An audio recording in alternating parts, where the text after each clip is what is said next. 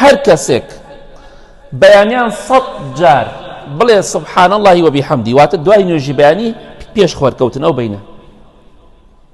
ئێوارانیش لە دوای نوێژی عەسرەوە هەتا خۆر ئاوا بوون ئەو بینە. ئەوە ئێوارە و بەیانیە. باشترین کاتە بۆ زیکری بەیانیان ئێواران.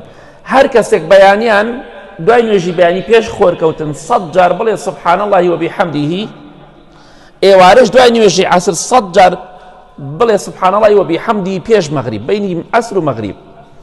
ئێتر کاتێ مەجالت بوو پاداشتەکەی تۆ چییە؟ پێغەمبەری خوا فەرمێ صلی الله عليه وسلم هیچ کەسێک نییە لە ڕۆژی قیامەتە بێت بۆ ساحەی مەحشەر بەقەد تۆ چاکەی پێ بێت، واتە تۆ چاکەیەکی فولت پێیە.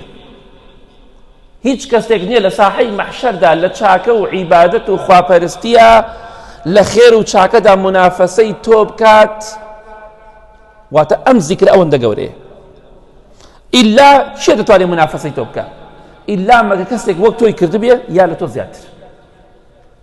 بۆیە بەیانیان 100 جار بڵێن سبحان الله وبحمده، ئێوارانی 100 جار بڵێن سبحان الله وبحمده بە ئیزنی خوا. کاتێکیش کە ساحەی مەحشەرا بوون لە ڕۆژی قیامەتە باشترین و زۆرترین کردەوەی چاکتان پێیە کەم کەسێ منافەسەی ئەوە بکات. جاکی حەزی بەمە نییە. بۆیە ئینشاءالله ئەمە بە خەڵکی ڕابگەێنن و خۆشتان ئامۆژگاری خەڵکی بکەن کە بیخوێنێت.